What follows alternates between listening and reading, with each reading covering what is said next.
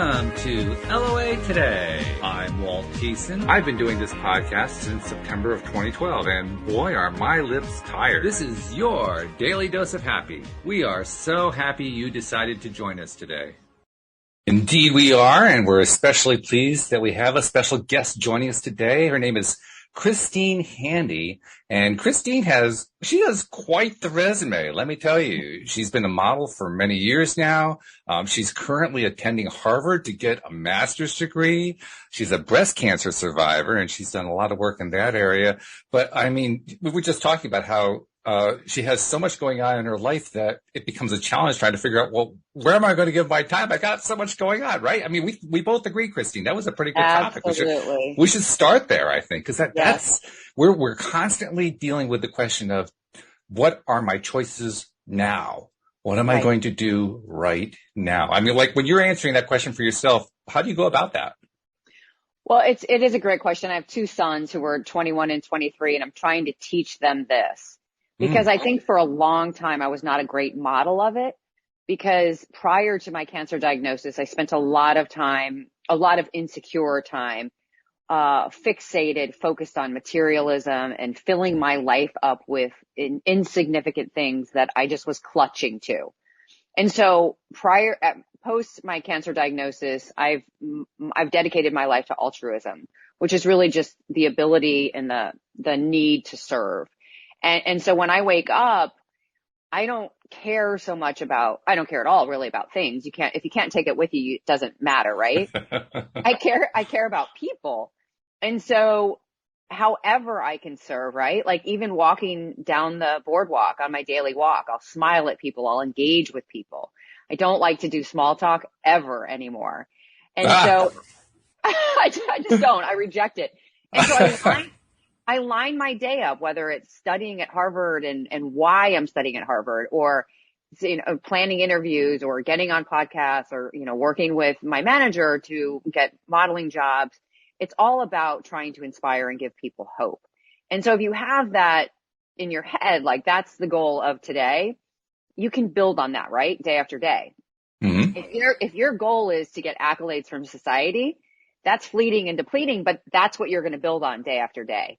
And so it really just, it's your mentality, it's your focus. What are you going to do day after day? And you'll get there, good or bad. Yeah, whichever it is you're going for, right? I mean, even if you aren't sure what you're going for, you're still going to go there. That's the thing that's really interesting about it. It doesn't matter whether you've got a clear focus or not. You're still going to get to wherever that clear focus or non-clear focus is pointing you. If you're not clear, you're going to go to non-clarity. That's just what you're going to lead to. Well, I think it's so important for people to say to themselves, what's my intentionality in this? And for the longest time, I just figured, oh, my husband's going to take care of me, or I'm just going to be a mother, or these things are just going to work out. I'm never going to get sick. I'm not going to get cancer. There's no family history, blah, blah. If you walk in that kind of indifference, there's no goals and there's no serving, right? You just expect like life just to happen, right? Mm-hmm. And after I was faced with cancer and all these, traumas, divorce and all these other things, I was like, wait, I need to be more intentional about my life. What does it look like?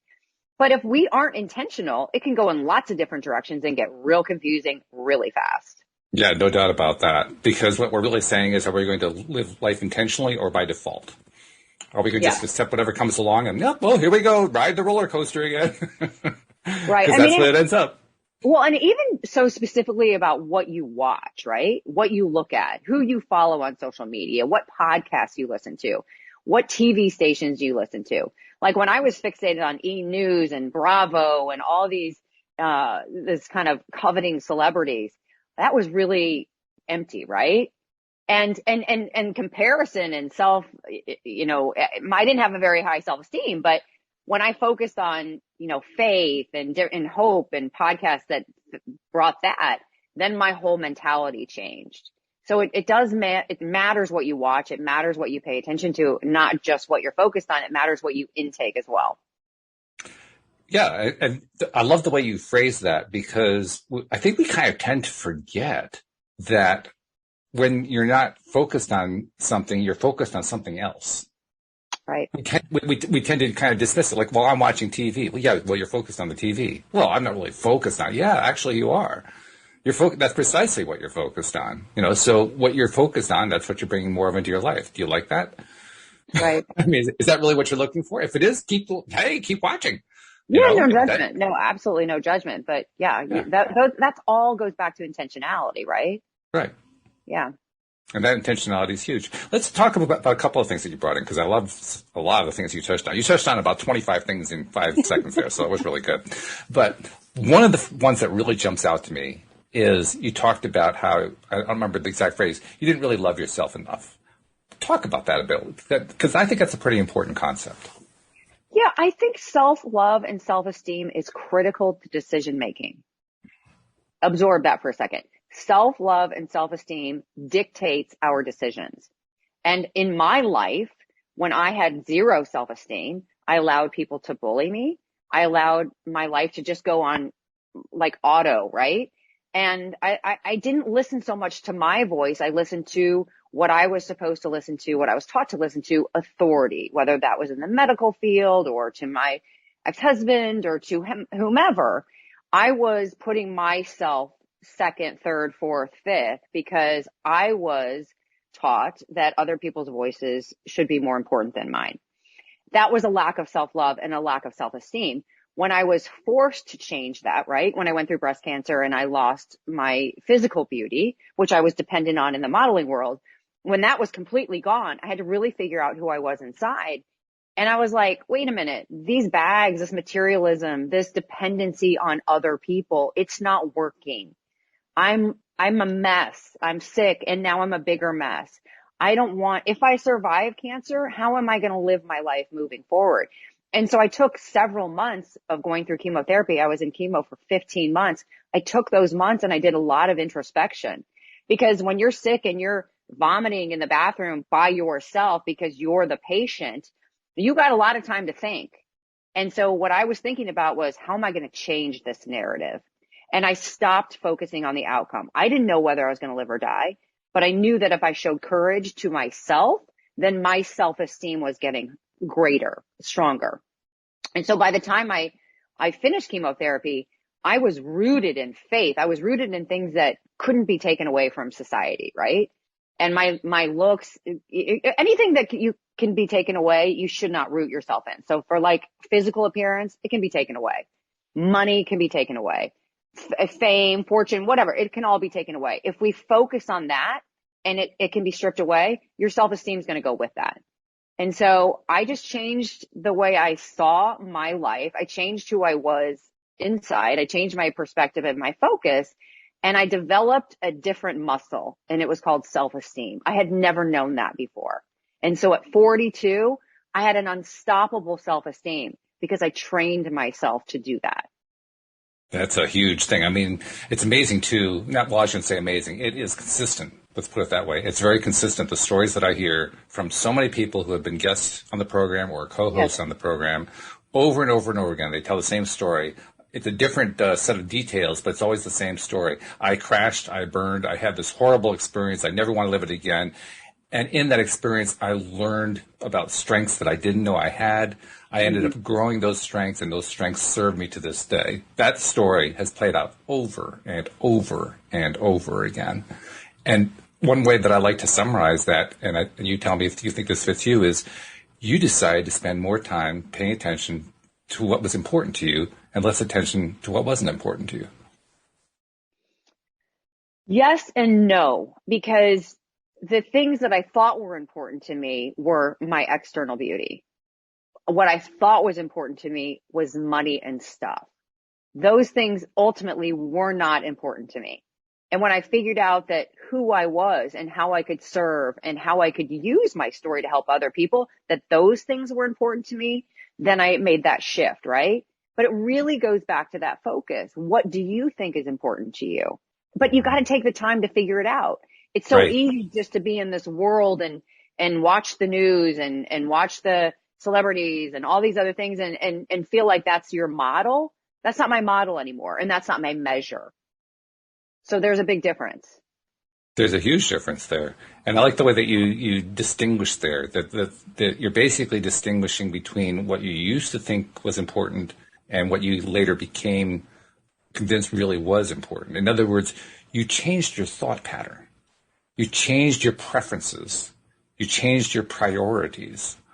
And like you said, that takes some focus. It takes some attention. It takes a lot of attention.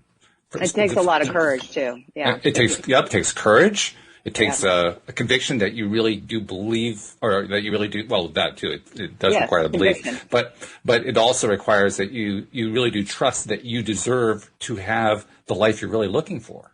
You don't have to be stuck in, whatever the conventions of society are. You can go for what's important to you. Because that's the question most of us don't ask. That's the self-esteem part, right? Right. Yeah, exactly. And to be honest with you, when I went to college, I went to SMU, Southern Methodist University in Dallas, Texas. Mm-hmm. It's a great school. Mm-hmm. I would never have had the courage to apply to like an Ivy League school. I would have never felt like I could have ever gotten in, and maybe I could have. I was a good student. But after I was diagnosed with cancer and went through 15 months of chemo, I had terrible chemo brain. Like I would drive down the street and when I would turn a corner, I couldn't remember which side of the street to drive on. My brain, my cognitive skills were a mess. My language skills were a mess. My short-term memory was a mess. And so I needed help. And so what I did was I said to myself, okay, you have a strong self-esteem, apply to school. Like puzzles weren't helping me. Reading wasn't helping me enough. And so I was like, okay, well, I'm going to apply to a master's program. And I said to myself, why don't you just apply to the hardest school that you think you can get into, or you don't think that you can get into. Either way, apply to the hardest school you can get into and see if they take you. So I applied to Harvard and they took me.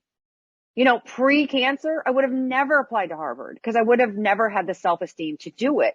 So much of it is rooted in our self-esteem and how we think about ourselves. That's the decision making every day. It makes a lot of sense because this is going to sound simplistic when I say this, but how can you know what you want if you don't know what you want?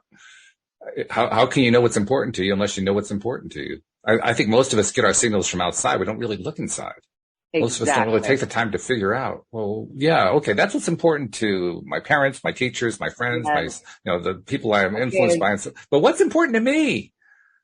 What's important to me? And in a way, I had 15 months of great pain and suffering, but I had 15 months of a lot of alone time, right? During chemotherapy. And so I can look at it two ways, right? I can look at the trauma part, which often I do, but I can also look at the invitation part to get to know myself. And so that 15 months of a pause, that season of illness, that brought me to where I am today. Yeah, that's that story, that same story that I hear over and over and over again. I went through this terrible thing. I never want to go through it again, but boy, did I get a lot out of it. It's just incredible how that happens. Well, I'm trying to share my story so that people don't have to go through the terribleness and they can learn that the materialism and the outside accolades, and you got to work on your self-esteem every single day. It's like a muscle that we don't use. Use it. So let's talk about how to do that. I mean, you certainly have your own ways that you've developed your own self-esteem, starting with when you first got the cancer, really. So what have you done? What's been most successful for you?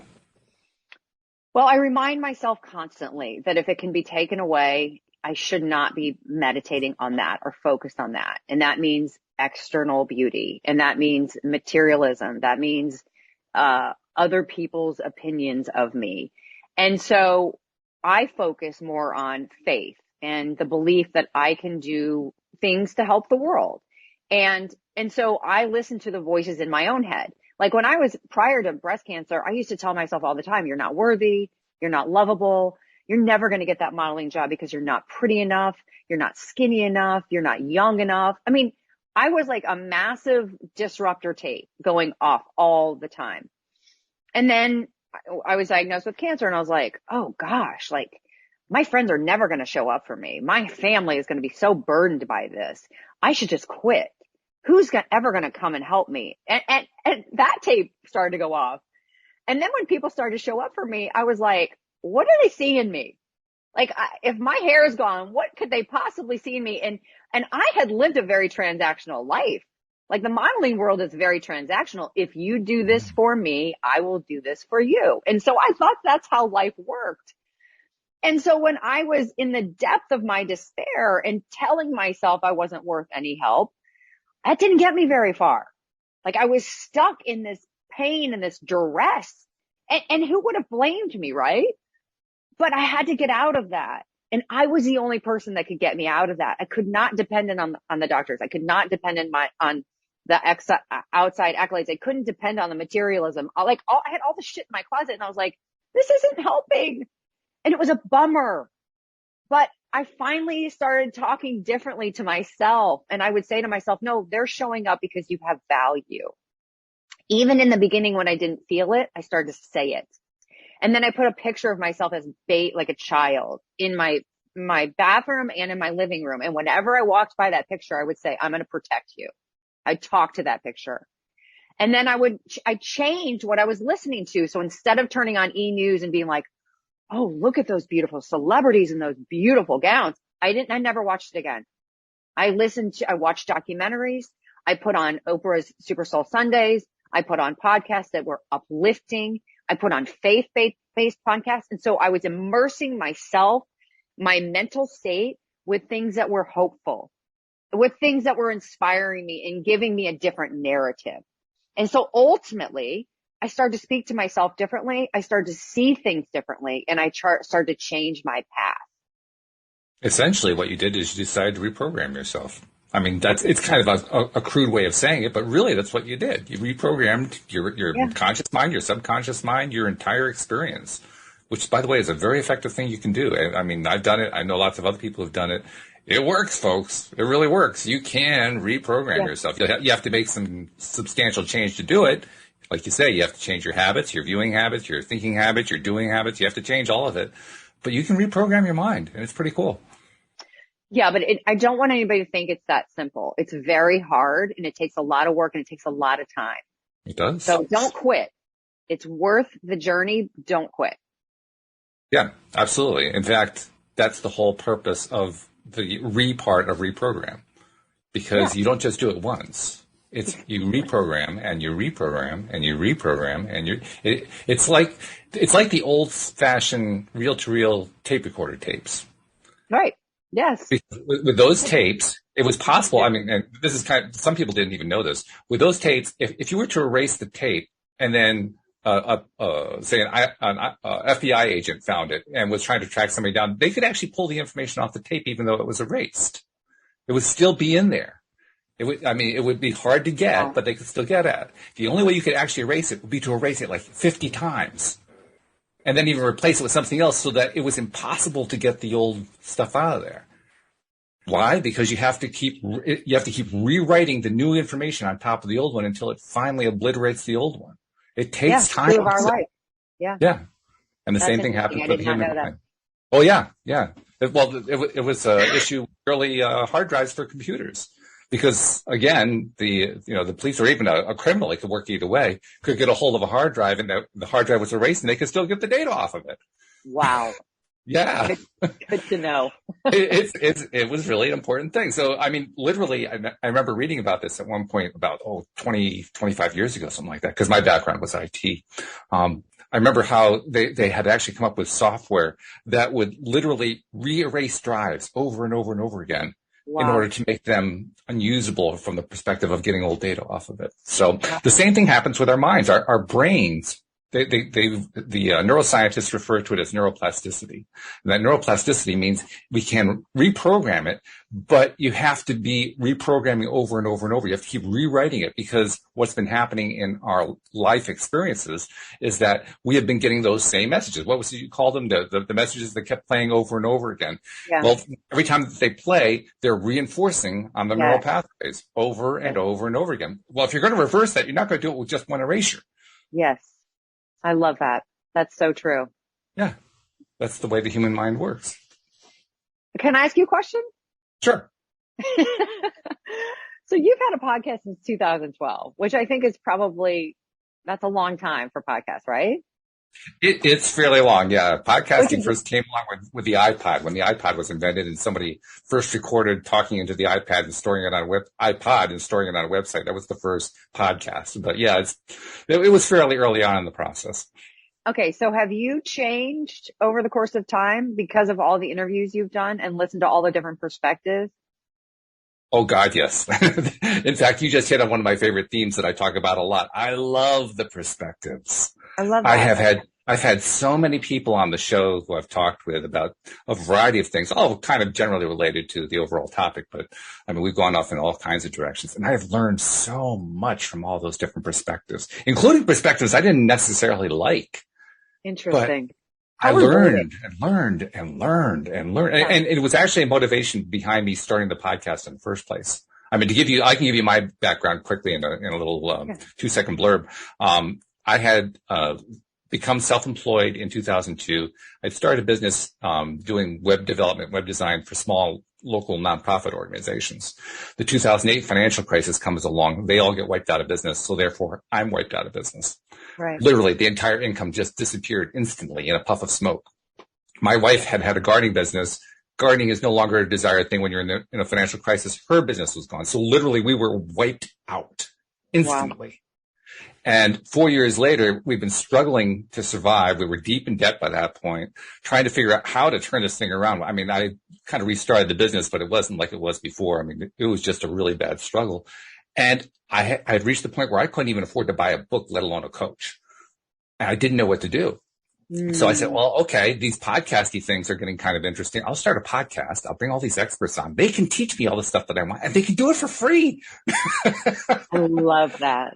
And it worked beautifully. Well, it worked better than I thought it was going to work, to be honest, because I found something else that came along that I didn't expect. I loved it. Yay. I loved it. I mean, I was surprised how much I loved it. I couldn't get enough of it. At first, I was just doing it sporadically, and then I was doing it once a week, and that wasn't enough. And then I started doing it daily because I just couldn't get enough of it. And that's what has kept me going all these years. That's why I've been doing it all these years. And like you say, I've been learning like crazy from all the wonderful people who've been on the show. So yeah, that's my story in a symbol. It's so true of what I'm trying to do, which is storytelling. Storytelling contributes to making people feel less alone. And isn't that the goal, right? Sure. We all want to learn from people's, pride and their trauma because we don't want to feel that bad, especially alone. So by sharing all these stories, it's so critical. It's so much better than picking up a self-help book, right? Oh, Because yeah. this is real life. These are real situations and real people, and they're vulnerable and they're sharing the good, the bad, and the ugly. And can't we learn from that? That's beautiful. And it's a connection is what it is. Every single conversation is a connection. And the reason I mentioned that, I personally subscribe to the idea that there are two fundamentally important things in terms of having the kind of life you want to have. The first one we've already been touching on, that is building self-love, self-esteem, self-confidence. The second one is social connectedness, and was one that I dismissed for years and years and years. But I now understand. In fact, I've mentioned this one a few times, but I'll mention it to you too. The positive psychology movement that has been going on within the overall field of psychology over the last 20, 25 years has really produced some amazing results. One of those results comes from Shawn Achor, who's one of the leading spokesmen of that whole movement, if you will. And he did a study while he was at Harvard. It was a Harvard study among Harvard students. Of course. He was trying to understand a number of things. First of all, he was trying to understand why it was that so many students who came through there were burning out, why there was so much failure, why there was so much frustration, all this kind of stuff. And he turned it around from a positive perspective. He says, okay, so what does it take for a Harvard student to be successful? Mm. And then he realized that he was basically laying out a larger plan of what constitutes, how can you detect whether or not somebody is going to be successful in life? And so he put together this huge survey and had, I think, like 1/5 of the entire school answered his survey. That's how big this study was.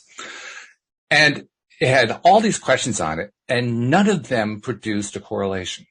He was looking at how often do they do homework? What classes do they take? Who were their professors? What were their backgrounds? How did they get into the school? Now, he was going through everything he could think of. None of them produced a correlation except for the last question that he threw in at the last second as kind of a throw-in, just to throw it in there. It was the only one that produced a correlation. And it was a question about your social connections. And what he found was the correlation was 0.7. Now, that doesn't sound like a lot. It's actually a huge number. To give you a comparison, the likelihood of getting cancer from smoking cigarettes has a correlation of 0.44. This is almost twice that correlation. It is one of the strongest correlations that have ever been found in the field of psychology.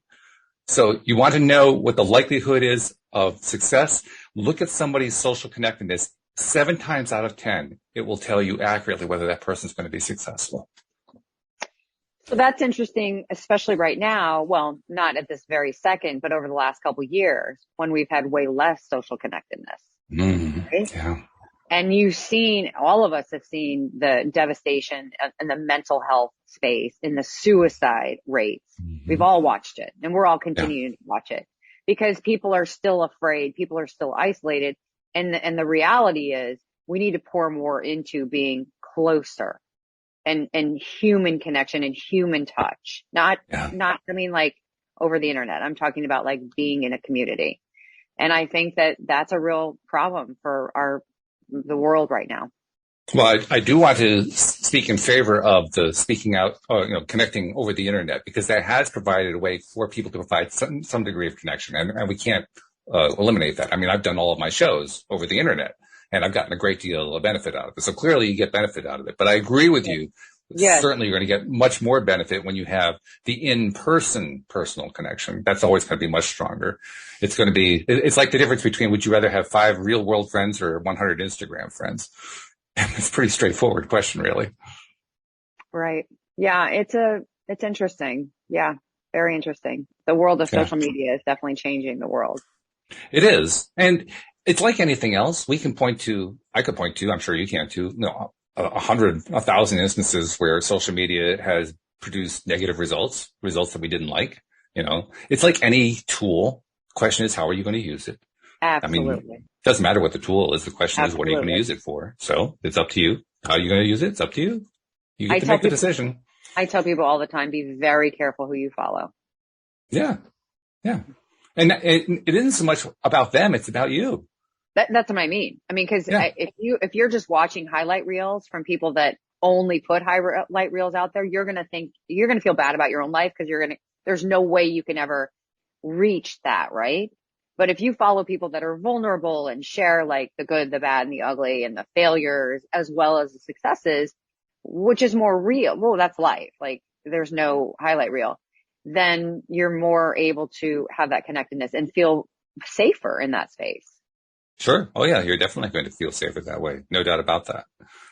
Now there is another thing that I want to bring in. I'm curious to see what you're going to take about this, what your take is going to be about this. And that is, regardless of what it is that happens, regardless of what we experience, of what we're exposed to, what is, shown to us through social media, television, whatever else, we get to decide how we're going to respond to it. And we get to decide how we're going to feel about it.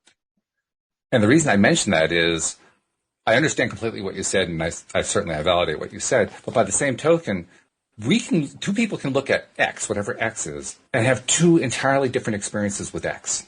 Absolutely. It just depends on how they're deciding to think about it. So once again, it comes back to what's your choice? What's your preference? How do you give your attention? What are you giving your attention to? How are you valuing it? Are you valuing it into your benefit? Are you valuing it to your deficit? And certainly there are going to be some things that are a whole lot easier than others. I mean, right. And I think everybody can say, wow, I love flowers. Well, everybody loves flowers. Let's put it that way. No, I love flowers. I get so excited about flowers. And there are other people who are going to say, I hate Adolf Hitler. And it's going to be really very black and white for them that way. But here's the challenge. Can you love stuff even when you don't really love it? Can you find a way to appreciate something that you previously didn't appreciate? And I'm not saying start off with Adolf Hitler. I wouldn't recommend that at all for anybody. But maybe you can start off with something like, oh, I don't really like the fact that person cut me off at the intersection. But can I find a way to appreciate something about the incident anyway. Like, well, maybe that person was taking somebody to the hospital. Well, I do love to talk about this. Yeah. It's a great topic. This actually should be taught in schools, like for young people. No, I'm not kidding you. So I believe that we react in 3 different ways all the time to all reactions, to all stimulus. We react out of pride and ego, 1. And this is not in any order. We react out of malice, or we react out of compassion. Those are 3 ways that we react to circumstances, life, and those are the choices. Now, if you have not worked on your self-esteem, self-work, you might have a propensity to react out of pride, right? Like, oh, that person is living a better life and poor me and all this other stuff. And you might take things very personally. That's living a prideful ego life. If you react out of malice, then you're like, okay, well, this person hurt me. This is more personal, right? This person hurt me, so I'm going to get them back. But if somebody cuts you off in traffic and you react out of compassion, you're like, well, that person probably needed to get there before me. So if you're constantly, at least in my mind, if I go through my day and say to myself, okay, I'm going to react out of pride, malice, or compassion, choose wisely, then my day is usually more peaceful because I'm constantly choosing compassion. Right? Yeah, I see what you're saying. Sure. I think I might choose the word love instead of compassion, but I think it's the same basic idea. I think about in terms of, what's the loving way to think about this particular situation? What's my best way? Because I really believe that it's important to transmit love, and we just do it just by focusing on it. Yeah. But nevertheless, I think we kind of skip over it. We have a tendency we tend to skip over love a lot. It's like a regular portion, because especially when we live a life by default, because we're just reacting to whatever's coming along. So we forget about love, because most of what comes along, especially when we focus on the stuff we don't like so much, we tend to get more of that. So we just forget that there's even anything to be loving out there. Love, what does love have to do with it? Isn't there a song to that title, right? What does love got to do with it? Well, and I think the world we live in, it isn't meditating on love. It's meditating on pain. It's meditating on war. It's meditating on prescriptions. It's meditating on wealth. It's meditating on celebrities. It's meditating on all these things that we shouldn't be meditating on. We should be meditating on love. We should be meditating on peace and community and cheering each other on instead of tearing each other apart. But individuals, we all have a voice, right? And we can be doing those things. And hopefully collectively, like you and I and other people that are trying to do this thing called give people hope, storytelling, and put it out into the world, hopefully our collective voice becomes bigger and bigger and bigger, and there's more dramatic changes. Because if you turn on the TV right now, or if you turn on the news, or if you go out into the world and you look around, it can be pretty frightening. So it really goes back to what you're meditating on and what you're putting out. And like you said, it's about love. It really is. And I also find that it's about not just about love, but it's about what not only do I love, but what am I willing to love? Because that kind of stretches it. Because we all have there are certain limits, if you will. Like I can love this far out, right? This much I feel comfortable loving. Beyond that, I don't feel all that comfortable loving. Okay, but the real challenge is that goes back to self-esteem. Oh, it does, right? Yeah. How far is your self-esteem? That's about how far your limit is. How far do I want to be vulnerable? How much do I want to put out? Yeah. Scary. Mm-hmm. Fear. It's scary. Yeah. But it's also where the growth happens. It's both at the same time, which is really interesting. We don't do a whole lot of growing when we're feeling comfortable. We never grow in the comfort. No. We have to be stretched. Yeah. Which is why I think it's actually good to stretch ourselves. I think it's good to decide, I'm going to stretch a little bit further than I feel comfortable stretching today. I do that every day. Just because, right? I do it every day. Yeah. I do. I share stuff about my story that's not flattering. I share stuff about myself that's embarrassing. But I know that it happens in other people's lives, and it's like, well, if I hoard those things, those other people are going to be like, I'm not worthy of love because I have all these issues, and I'm out here going, no, you are worthy of love even with those issues. We all have these issues.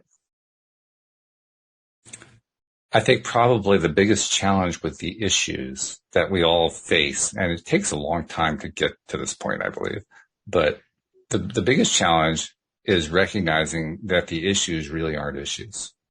Are not issues? They're not really issues. Yeah, they certainly seem like they're issues. Like, oh my God, they're so freaking overwhelming. But they really aren't issues. Well, how we label. And how we choose to think about them too. I'm going to make this an issue, so therefore it becomes an issue. And one of the best ways I got to presented to me to understand just how true this is a meditation that was taught to me. And listeners of podcasts will know about the Taya community, TYA, Trust Your Abundance.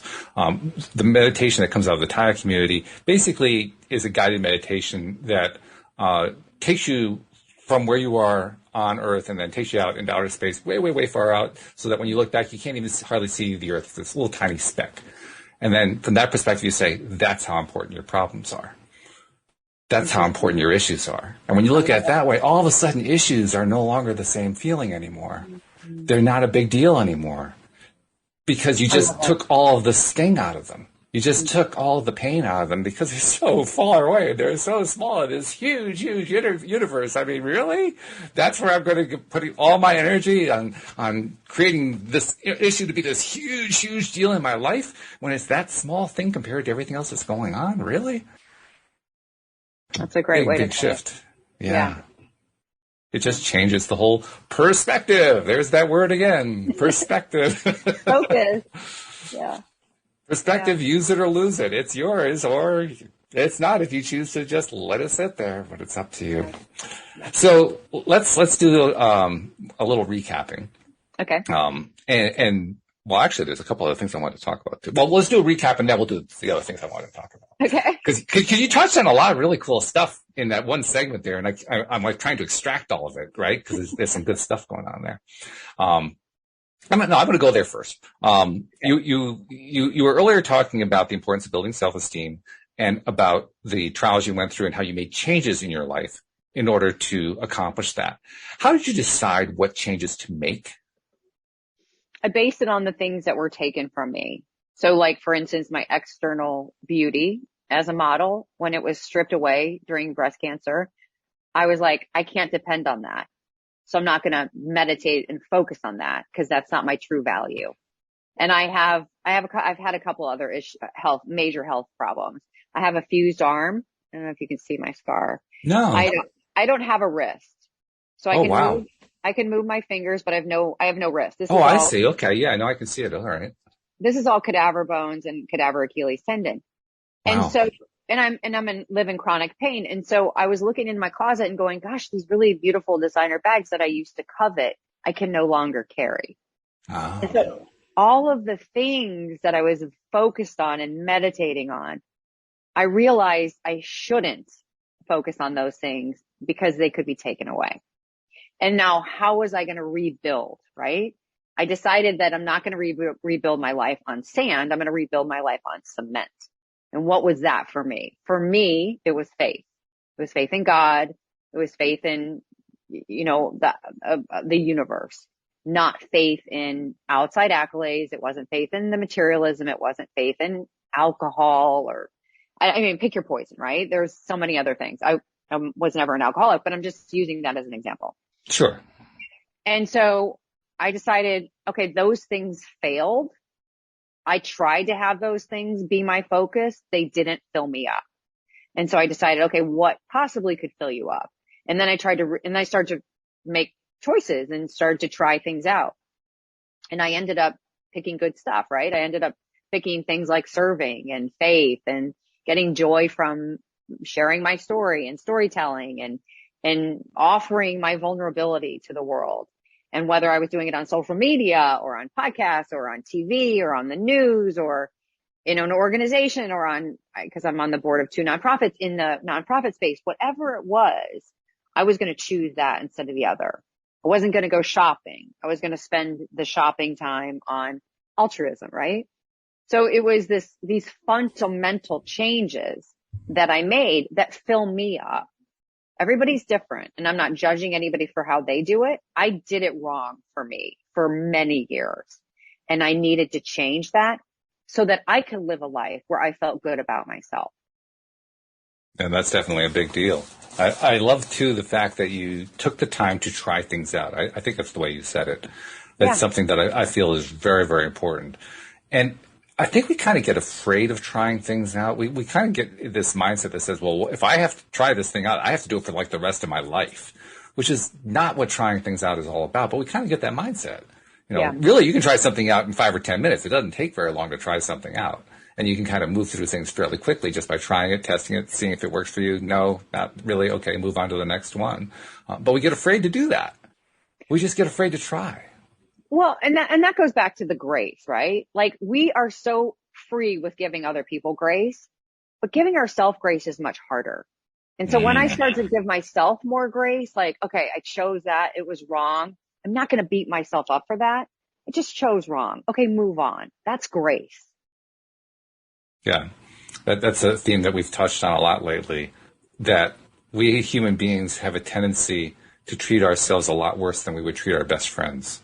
Mm-hmm. We would never treat our best friends the way we treat ourselves. It's just amazing how rough we can be on ourselves. Yeah. Wouldn't it be great, though, if we can actually change our pattern to, I'm going to treat myself the way I would treat my best friend?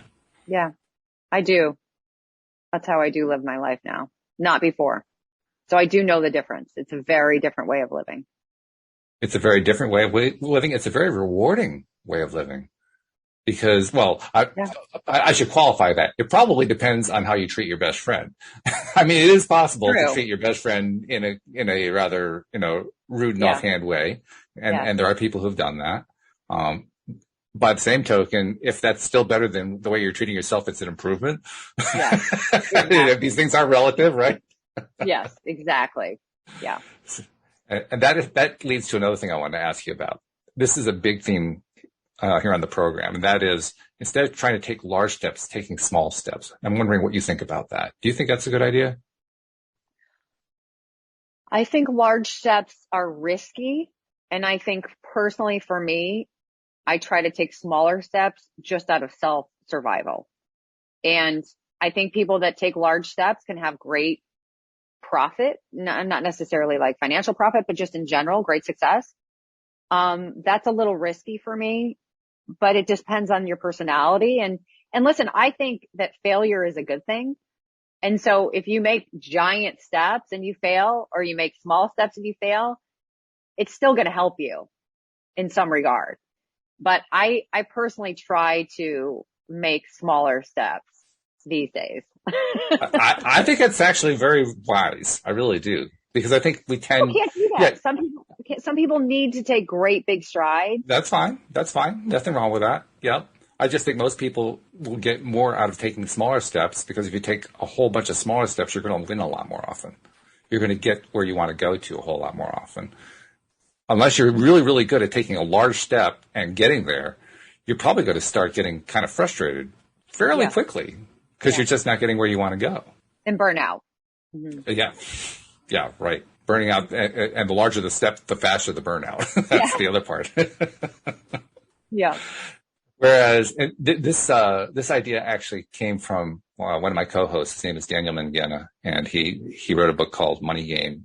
And in the book, he was talking about what he calls the edge of believability, and how you're constantly trying to stretch that edge of believability. And if you do that with micro steps, you start feeding into your mind, into your subconscious mind and your conscious mind, the idea, well, I may not be able to, bring a castle into my life, but I can bring this little thing into my life, and I can do something that's bring a little bit more into my life, and then I can do a little bit more to bring more into my life. I can do it in increments that way, because then I start getting rewards of, this one worked. Yeah, those 2 didn't work, but these 5 did work. This is working. I'm actually getting somewhere. I'm making progress. And the more progress you make, the more you can stretch out that boundary a little bit further. That edge goes out a little bit further, a little bit further, a little bit further, until suddenly you're nowhere near where you started. You're way far away from there. You've made all this progress because you took those little micro steps. Micro shifting is what he calls it. Yeah. Micro shifting. Yeah, I love that. That's beautiful. Yeah. And it's very effective too. Boy, you can accomplish anything with micro shifting. Yeah, feel free. I want to use it. He gives it away. He's happy to have everybody use it, so that's fine. Let's also talk about how do I want to say it? The importance of not just loving yourself, but celebrating yourself. It's critical. I love this topic. I'm my biggest cheerleader. Like, you can tell I'm even getting excited about it. Like, if you guys are listening to this, you should watch the video because you could see me. I got my hands in it. I got my head involved. I have to be my biggest cheerleader. If I'm not my biggest cheerleader, who's going to cheer me on, right? I have to believe in myself before other people believe in myself. But I do that with other people. I cheer people on. I don't understand the mentality of coveting things. Like, I'll give you a stupid example. Like, for women, sometimes we find great nail stylists or hairstylists or somebody in self-care, right? And then a lot of women hoard it. They're like, oh, I can't give you out that number. I don't want to share that because, maybe your hair will look as good as mine. That's the opposite of the mentality that I preach. I'm like, here are my contacts. Here are my resources. If you can, benefit from them, here you go. Because I want other people to succeed. I want to cheer others on. There is plenty to go around, but so many people have this mindset of fear and of if somebody else gets it, it takes it from me, right? And I have this mindset of plenty now. There's so much to go around. Let's just throw it out like confetti. Let's cheer each other on like confetti, because whatever is meant for your life, you will get. So it's really just that mindset of cheering people on, and it overflows.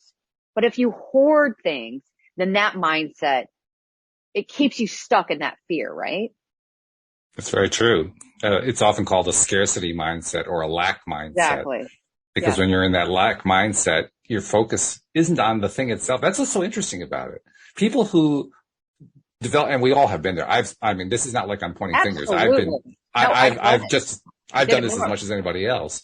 But when we focus our attention on the lack of something, we're really not focusing on the thing itself. We tend to believe we are, but we're actually not. For instance, we tend to think in terms of what we think are opposites. We think that the opposite of love is hate. We think the opposite of up is down, and so on and so forth. But really, those aren't opposites. The opposite of love is a lack of love. The opposite of up is a lack of up. The lack of east is the opposite of east. The east and west are not opposites. It's east or lack of east that are opposites. And it's lack that's the opposite of whatever the thing is. And when we change our mindset around to that's what real opposites are, then it becomes very easy to say, okay, well, I want the opposite of lack. What do I want? I want thing. What's the thing? Now I have to change my whole way of thinking about it. I can't think about it in terms of not having it anymore. I now have to think about it in terms of what it is and what I like about it, and what I enjoy about it, and what I feel good about it, and all that kind of stuff. And that's when it starts coming into my life. But the more that I stay with, I lack this thing, guaranteed I'm not going to have it. Absolutely 100% guaranteed. So that's maybe more like the universe isn't going to give it to you because you're staying in that lack. Is that what you mean? Right. Exactly. Yeah. So the exact same concept. Yeah. But boy, it took me 55 years to learn that one. I'm not kidding. It took a long time to learn that one. And there's many people who still haven't figured that one out. Yeah. And I don't blame them, because that's certainly not what our society teaches us. It's not what our teachers have taught us. It goes against most of what we're taught. Yeah. But it's true. It is. Yeah. It's actually fundamental truth. Yeah, you're right. Yeah. And we are taught to be in competition with each other. I totally agree. Oh, yeah. Yeah.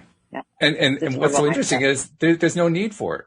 It's a terrible. It's not like you have to be opposed to it. It's just that there's really no need for it at all.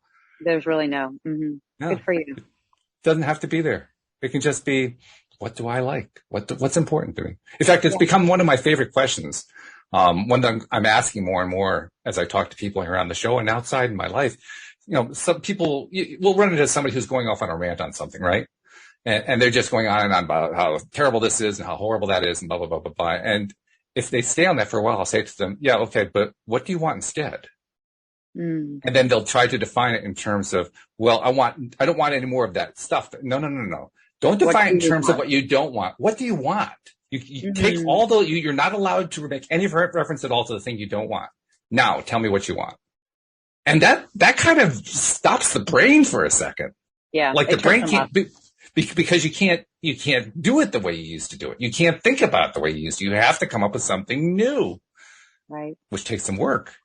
Good for you. But it's also healthy. You're shifting perspectives. I love that. Yeah. Yeah.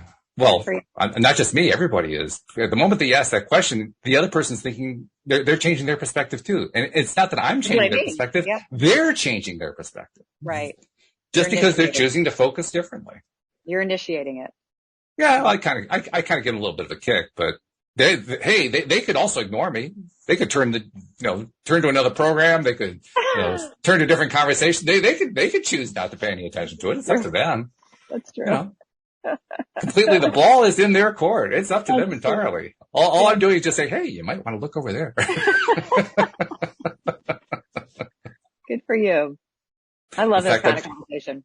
That also reminds me of something else that has become really important to me. And that is, I am no longer interested in trying to change anybody's mind. Because first of all, I recognize that I can't, ultimately. Yes. I really can't, Yeah. And by the way, I tried for years. I mean, and like I was like the contender. I would contend with anybody to get you to change your mind until I finally realized that it doesn't work. It never works. It's like a failure rate of 100%. Yeah. And when you finally recognize that, it is a fight. That's exactly what it is. Yeah. Mm-hmm. It's constantly living in fight mode. Yes. Which is not very healthy for the body, by the way. It's very unhealthy for the body, but it's also exhausting. It's mentally exhausting. It's emotionally exhausting. It's physically exhausting. And you don't get any benefit out of it. Right. That's the part it continues to blow me away. There is no benefit at all from being in that fight mode. So I finally learned my lesson and said, okay, I'm not going to fight anymore. I'm not going to try to change anybody else's mind. All I'm going to do is speak my truth and, hey, it's up to you. The ball's in your court at this point. I did what I could. Hey, Yes. Wash my hands of it. It's up to you now. I did what I could. Good for you. Yes. Yeah, I love that. I think it's important. So, okay.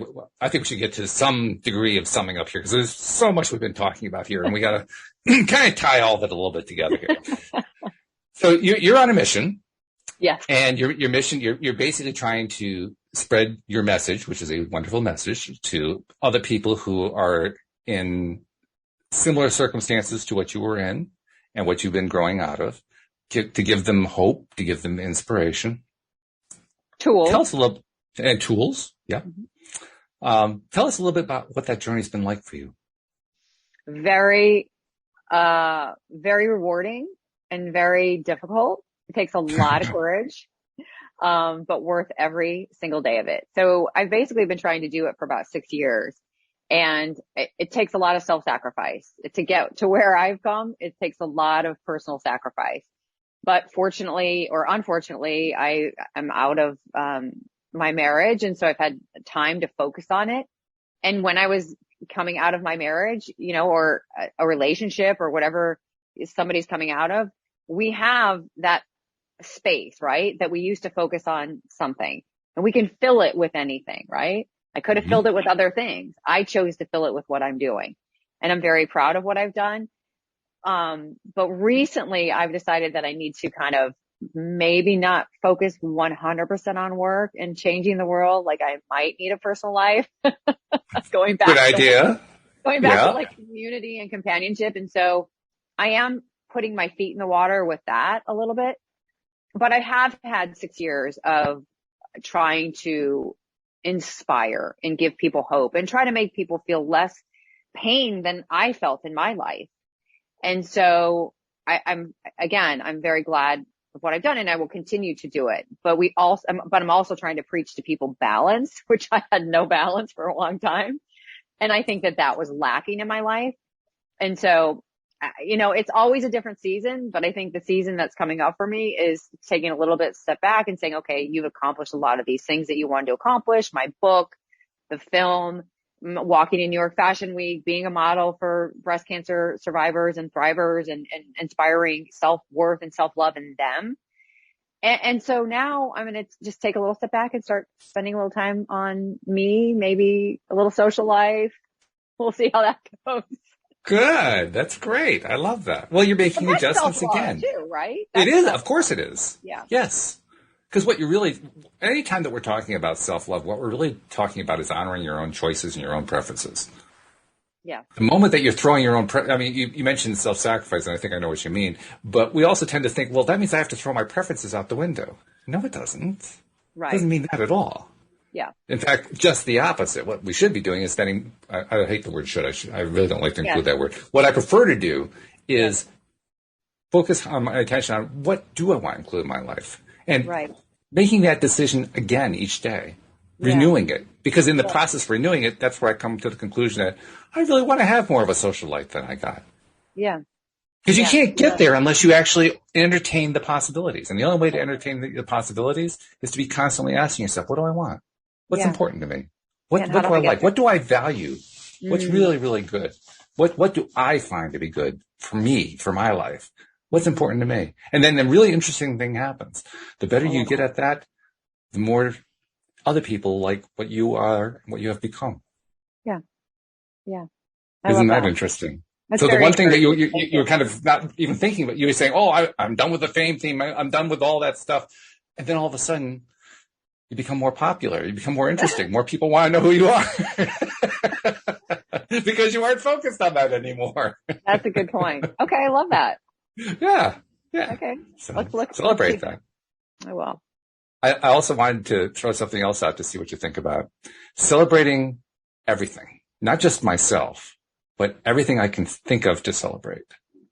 And the idea behind it is the more things that I can find to celebrate, the more things that I can find to like in some way, the better my life gets. That's something I found to be true for me. I'm curious to know if you found it to be true for you. For me, it's been huge that especially with stuff that I previously didn't like, if I can find some way to appreciate it before, the act of appreciating it makes me better. Well, I think that involves reframing and forgiveness because it could be a person, it could be a situation. And by a person, I mean forgiveness with that person, right? If you can see some good in a relationship that was abusive or traumatic or whatever, forgiveness negates the negative part, right? You're not allowing that, but you're also not carrying that backpack. And if it's like a trauma, then it's more you're reframing it. Like I can look at my traumas and go, that shouldn't have happened to me. That's not fair. Or I can look at the traumas and go, I'm going to use this pain to help other people. It's a reframing. Definitely reframing, and reframing in a way that works better for you. I mean, it's easier to live like the way I'm doing it, I think. If I carry that bitterness or that pain and that sorrow and that duress on a daily basis, that will paralyze me.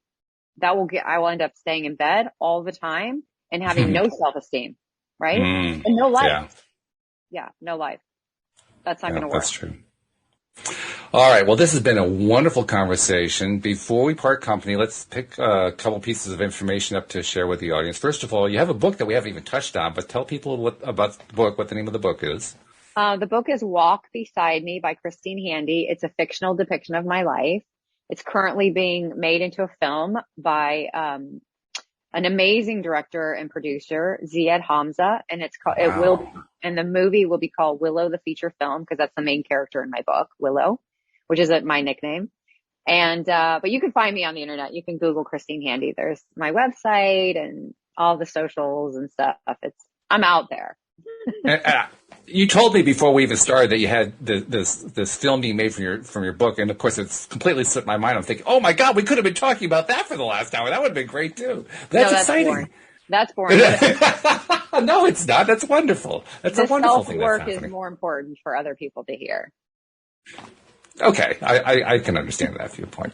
Hey, either way that I mark this down, to me, this has been a wonderful interview. So thank you very much for taking the time to share your story, to share your perspective, to share your outlook on life. It's definitely a perspective and an outlook that I'm sure is inspiring many people. I'm sure it's inspiring people here on the show. So just thank you for the time that you took to spend with us today. That's been great.